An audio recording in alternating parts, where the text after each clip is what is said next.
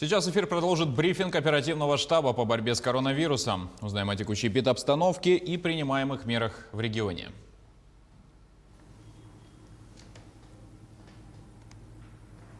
Добрый день, уважаемые жители Республики Саха-Якутия. Оценивая санитарно-эпидемиологическую ситуацию на территории республики, необходимо обратить внимание, что на сегодня на территории республики выявлено 37 новых случаев коронавирусной инфекции.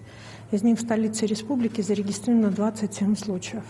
В Вилюйском, Мирнинском и Тампонском районах по 2 случая, Алданский, Ленский, Мегино-Кангаласский и Усмайский районы зарегистрировано по 1 случаю. В остальных районах республики ситуация характеризуется как стабильная. В ряде районов республики больных нет даже на амбулаторном лечении и на лечении стационарном. За сутки на территории республики проведено 1645 исследований. Всего с начала пандемии в республике проведено 980 445 тестов. Тесты продолжают проводиться как учреждениями здравоохранения, так и учреждениями Роспотребнадзора на территории республики. Несмотря на определенного рода послабления, которые осуществлены на территории республики, основные правила остаются теми же самыми. Прежде всего, это соблюдение масочного режима и, соответственно, социальная дистанция для граждан. Кроме того, я хочу обратить ваше внимание на моменты, которые связаны на настоящий момент с началом работы ряда наших учреждений. Учреждений культурных, учреждений образования, учреждений торговли и общепита.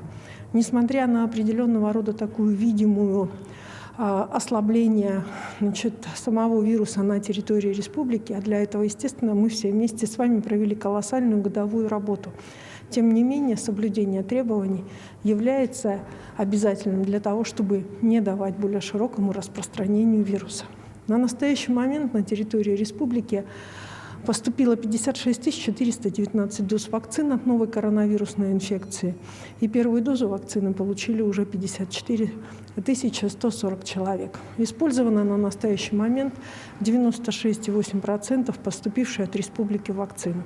Хочу обратить внимание, что приоритетом органов государственной власти, учреждений здравоохранения, да и вообще, наверное, приоритетом здоровья каждого гражданина сегодня должно являться здоровье пожилых, которые у нас в республике в полном объеме должны также проходить вакцинацию. Это был брифинг оперативного штаба по борьбе с коронавирусом с информацией об эпидобстановке и принимаемых мерах в регионе на сегодня.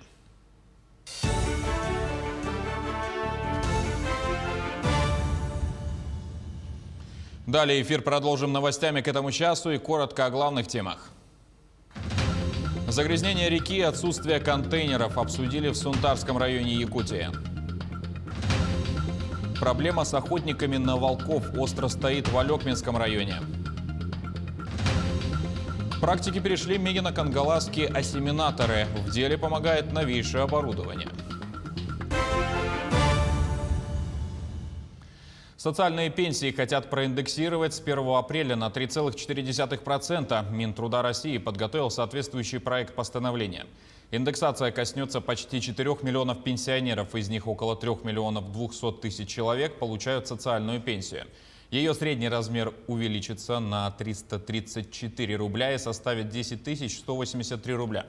Расходы на индексацию пенсий и других социальных выплат составят почти 1,5 миллиарда рублей в месяц. В Якутии за 2020 год социальные пенсии увеличили на 4,8%, а у неработающих пенсионеров доход вырос на 6,2%. Отделение Пенсионного фонда России по республике подводит сегодня итоги года. По словам управляющего отделением Георгия Степанова, несмотря на непростой год, связанный с пандемией, клиентам отделения и его территориальных органов предоставлен широкий круг государственных услуг. Приняты более 91 тысячи электронных заявлений. Мы работаем очень активно через портал государственных услуг. У нас из всех поступивших обращений 82% обращений поступило именно через электронные сервисы. Это портал государственных услуг или личный кабинет застрахованного лица на сайте Пенсионного фонда. И вот этот показатель, он у нас растет каждый год. И вот пандемия показала, что именно вот такой способ, дистанционный способ обращения за услугами Пенсионного фонда, равно как и других, наверняка государственных органов, она является приоритетной.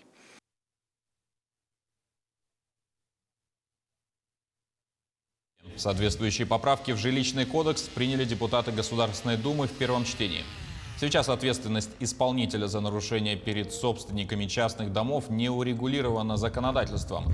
Это, в свою очередь, может ограничить права и законные интересы владельцев и арендаторов. Правительственный законопроект предлагает установить ее за нарушение порядка расчета платы за коммунальную услугу. Порядка 37 миллионов рублей могут выделить на подготовку к паводку в Якутске в этом году. В территорию обслуживания входят Хатасы, Табагай, Пригородный. Всего в городском округе порядка 9 тысяч участков попадают в зону затопления и подтопления. Председатель правительства республики Андрей Тарасенко поручил провести комплексные дноуглубительные работы. Также отмечается, что на утверждении находится проект планировки и межевания территории по всей береговой линии реки Лены на территории городского округа. Между тем, комплексное совещание по вопросам экологии провели в Сунтарском районе. Основным из них стало загрязнение реки Вилюй. После экологической катастрофы 2018 года Роспотребнадзор в целях лабораторных исследований взял порядка 140 проб. Они показали, что над поселком Хардагой, Сунтар и Ильгяй содержание железных концентратов не соответствует норме. В связи с этим предложили продлить целевую программу «Чистая вода». Также обсудили работу регионального оператора. В Сунтаре построили 25 контейнерных площадок, а специальными баками до сих пор не обеспечили. Основные проблемы – это отсутствие контейнеров, отсутствие обслуживания точек накопления, отсутствие частоты вывоза, ну и отсутствие взаимодействия с главами поселений. Региональному оператору сделано замечание.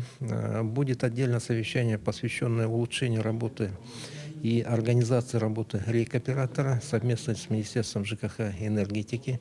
Эту задачу нам предстоит решить. Если региональный оператор вывода не сделает, то, конечно, будут сделаны соответствующие организационные выводы на уровне правительства Республики Саха-Якутия. Проблема с охотниками-волчатниками встала в Алекминском районе. В год отстреливают около 40-50 особей, тогда как в районе их около 200. Со временем желающих заниматься этим делом становится меньше. Почему, узнала Елена Фаст. В последние годы остро стала проблема с волками. Серые хищники, почуяв слабину, оккупируют территории, контролируя не только домашний скот, но и обитателей леса, что уже тревожный звонок. Как-то мы больше стали обращать внимание на то, что волк, он давит сельхозживотных. Но даже это не так страшно, ведь он давит в основном, питается лосем, косулей, оленем. То есть мы должны сохранить именно вот этих животных, диких животных. Там, где волк появился, фактически копытных нету. Копытные все или убегают, он их всех давит. Виталий в этом году добыл первого волка. Отец передает навыки и умения. Поднялся, смотрю, тоже попался. Ух ты, ничего себе, думаю, давай по следам идти. Он ченгея, получается, как сделал? Трос намотал на ногу. И приспособил себе вот сюда. И идет, получается, по лесу. А снег глубокий, он далеко не может бежать. А я за ним, получается, по следу иду. Снег-то глубокий, я в ватниках толсто одетый. На улице холодно было. Раздеваться замерзнешь. Шел, потом увидел я его, волка. Ну и добыл я его. Виктор занимается добычей около 5 лет. Волк умный, особенный зверь. Так просто не добыть. Вот ими начал заниматься. 3 месяца я не мог ни одного поймать. То они чухнут, то они не дойдут, то они не там пройдут. Вот я с ними, как говорится, пока по волчьи думать не начал, ни одного не поймал. Раньше отловом волков занимались бригады, которым помогали и ГСМ, и припасами. Сейчас это проблема самого охотника. За одного волка 20 тысяч. При этом топливо порой и скатываешь на значительно большие суммы. Первые шаги есть. Сейчас добыча возможна круглый год. Волчатников надо поддерживать, убежден Алексей Александрович. Охотник сегодня, ему невыгодно этим заниматься. Он работает, если он будет заниматься охотой на волка, 20 тысяч, которые мы даем как бы премию, и то не сразу. Это никоим образом не окупает всех тех затрат. И это становится каким-то вот таким, знаете, убыточной такой работой. Поэтому сегодня, если хотят, вот как председатель правительства сказал, что будет несколько повышаться именно премия за то, что за регулирование крупных хищников, тогда охотник будет все-таки заинтересован. Елена Фаст, Максим Копылов, Алекминск. В Мегино-Кангаласском районе специалисты госучреждения «Саха-Агроплем» начали практическое обучение ассиминаторов. Оно проходит с помощью новейшего оборудования «Альфа Vision». Тему продолжит Артур Старостин. Племенное хозяйство села Тумул является репродуктом искусственного осеменения. Здесь содержится более 200 доильных коров. Результат искусственного оплодотворения дает лучшие результаты. Прямо на наших глазах корова сементальской породы отелилась. Роды прошли успешно, у коровы родился бык. Охранники в свою смену по одному человеку стоят. Если легкие роды, то сами принимают роды. А если тяжеловато, уже звонят ветеринара. Начался массовый отел в хозяйстве. На данный момент отелилось около 80 коров. Это равняется 40%. Сейчас мы выращиваем сементализированный скот. В год додаиваем стабильно 2000 килограмм и выше. Стельность от искусственного осеменения всегда высокий, больше 95%. Специалисты предприятия «Саха-Агроплем» провели пояснительные работы по искусственному осеменению коров и телок. На практике применили новое оборудование для осеменения. Новым оборудованием ввели семена. Оборудование от Альфа Vision на мониторе отражает всю внутреннюю полость матки коровы, показывает наличие заболевания, стельность, а также наличие благоприятного периода для проведения искусственного осеменения.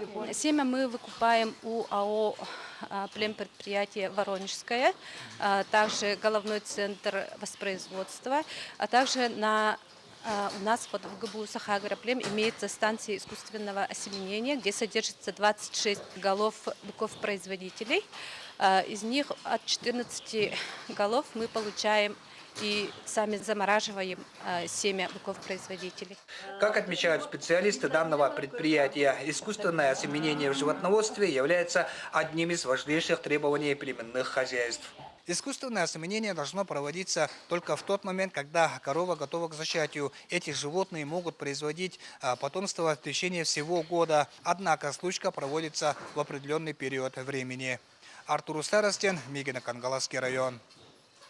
С сегодняшнего дня в кинотеатрах Якутии стартует показ военного фильма «Рядовой Черин». Режиссер-дебютант в сфере кино Дмитрий Кольцов. Лента снята по мотивам повести Тимофея Сметанина. Работа над картиной велась более 3 лет. Главную роль исполняет артист театра малочисленных народов Якутии Айтал Степанов. Кинолента должна быть представлена перед зрителями, точнее, должна была быть представлена перед зрителями в юбилейный 75-й год Победы, но планы нарушила пандемия коронавируса. Трудности бывают в любой работе, особенно в той работе, которую ты делаешь первый раз, потому как я дебютант. И кино в любом случае, если бы даже это был 2-й или 3-й проект, это не сериал, и в любом случае это что-то новое. И трудности появляются, но они решаются, так как вокруг меня были в основном ребята профессиональные, увлеченные своим делом, и проблем не было. Мы очень волнуемся, мы очень ждем реакции зрителей, и добро пожаловать всем в кино. На этом пока все. Не забывайте носить маски, дезинфицировать руки и держать социальную дистанцию. До встречи в эфире.